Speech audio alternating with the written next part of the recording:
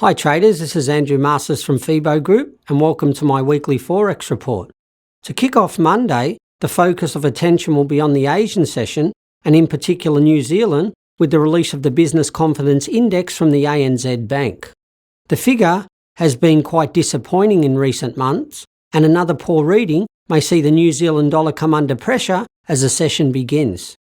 During the European session, one of the most important events will be the release of the Consumer Price Index from the Eurostat for the month of August.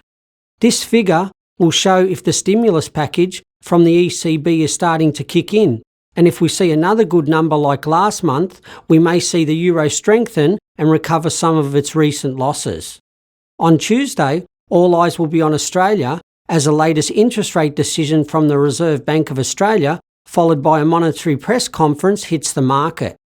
We don't expect any changes in rates, and we expect they will remain on hold at a record low of 2%. The recent slump in commodity prices may, however, prompt RBA Governor Glenn Stevens to mention that although the bank left rates unchanged this time round, there is a possibility of a rate cut later in the year, and we expect some volatility in the Australian dollar. During the European session, traders will pay attention to the publication of data on business activity PMI from the Eurozone and the UK for the month of August. The figure from Europe will be particularly interesting as the number's been on the rise, showing a level of optimism amongst businesses, and the euro may benefit if we see another healthy number.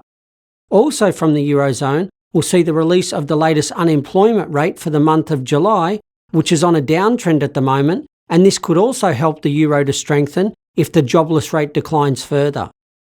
In the Asian session on Wednesday, the market will await the latest GDP numbers from Australia for the second quarter of this year. First quarter GDP numbers came in positive, and traders will be hoping for a repeat performance to breathe some life into the Australian economy and give a much needed boost to the Australian dollar. Later, in the US session, we'll see the ADP employment change figure for the month of July, which is an important indicator on the current state of the job market in the US. The figure has been positive in recent months, helping the unemployment rate in the US remain at a 7-year low, and we expect volatility in the US dollar as this news hits the market.